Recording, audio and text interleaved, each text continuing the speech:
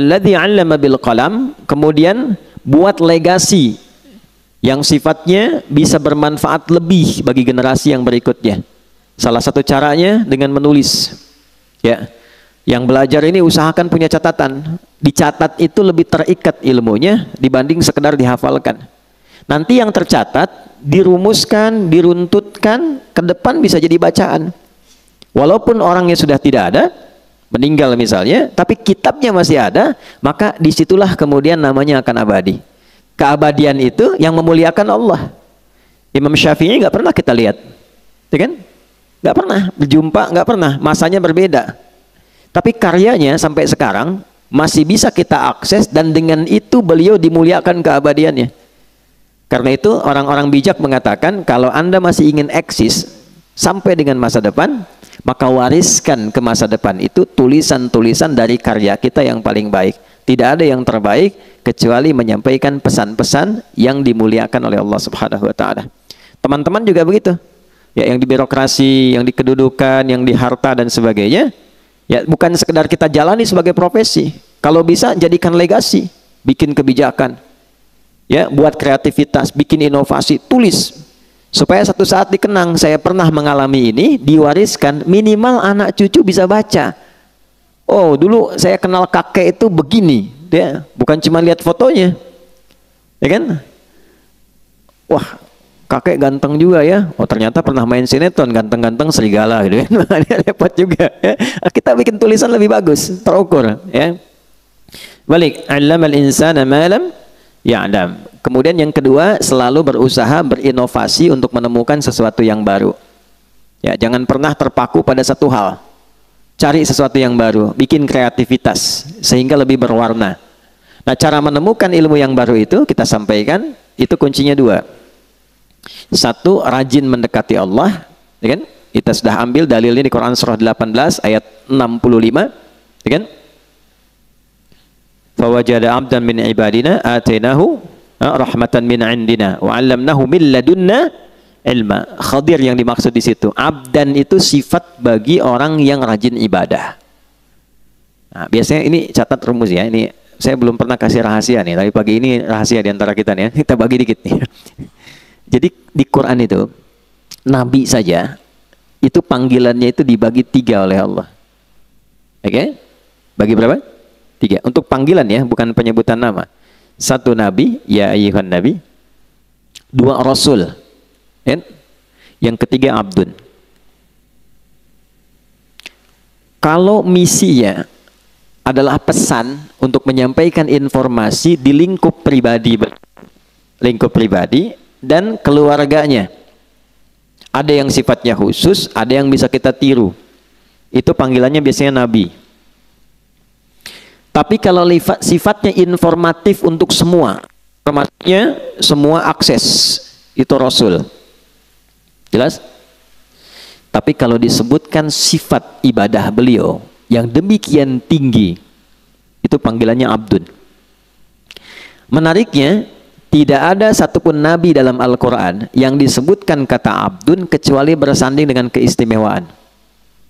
Ya, pokoknya kalau sudah abdun pasti nikmat, ni'mal abdu innahu, ya, dan seterusnya. Ya. Nabi Muhammad itu saat diundang Isra dan Mi'raj, hal tertinggi yang belum pernah dialami para nabi dan rasul sebelumnya, itu panggilannya bukan rasul, bukan nabi, tapi abdun. Subhanalladzi asra bi abdihi, bukan bi rasulihi, bukan bi nabihi. Jadi ternyata Allah naikkan derajat kita itu, ditambah gitu, itu saat kita menghamba. Makanya sering saya katakan, kalau kita rajin sujud menunduk, Allah pasti mengangkat. Tapi kalau orang banyak mengangkat, Allah pasti tundukkan itu. Ya, pasti ditundukkan dengan cara apapun. Nah, jadi termasuk rumus ilmu pengetahuan. Kalau ingin ditambah ilmunya, Allah kasih tambahan, maka naikkan status abdunnya. Dan di Quran, amalan seorang abdun itu selalu dibuka dengan iman. Iman dulu, baru amalan, baru jadi hamba. Contoh, sholat itu deklarasi keabdunan kita, penghambaan kita pada Allah. Deklarasi pertamanya dalam sholat. Karena itu kita katakan iyyaka na'budu wa iyyaka nasta'in. Ya Allah, kami sekarang Mbak sebagai abdun, kan? Dan kami mohon pertolongan darimu. Itu pertama kali kita katakan dalam sholat. Kalimat sholat itu dibuka dengan iman. Pertama kali di Quran. Al-Baqarah ayat 3. Alladzina yu'minuna bil ghaibi wa yuqimunas sholah. Iman dulu baru sholat. Nah, kalau sholat konsisten, imannya diisi bagus, itu persamaannya ilmu diberikan. Di mana ditemukannya? Di Quran surah ke-58, Tarawih semalam, Al-Mujadalah. Di ayat yang ke-11. Ya. Iman dulu, ya ayyuhalladzina amanu, ya kan? Perhatikan kalimatnya. Ya ayyuhalladzina amanu, idza qila lakum tafassahu fil majalisi fafsahu yafsahillahu lakum. Wa idza qila lakum unshuzu syuzu. Yarfa'illahu alladzina, iman dulu, amanu minkum walladzina utul ilma darajat. Kalau iman naik, ilmu pasti ditambah. Pasti itu. Ya, itu sudah rumus. Nah, jadi yang pertama kita coba tingkatkan keimanan pada Allah, rajin sholat. Sholat, ya, nanti pasti akan ditemukan hal baru.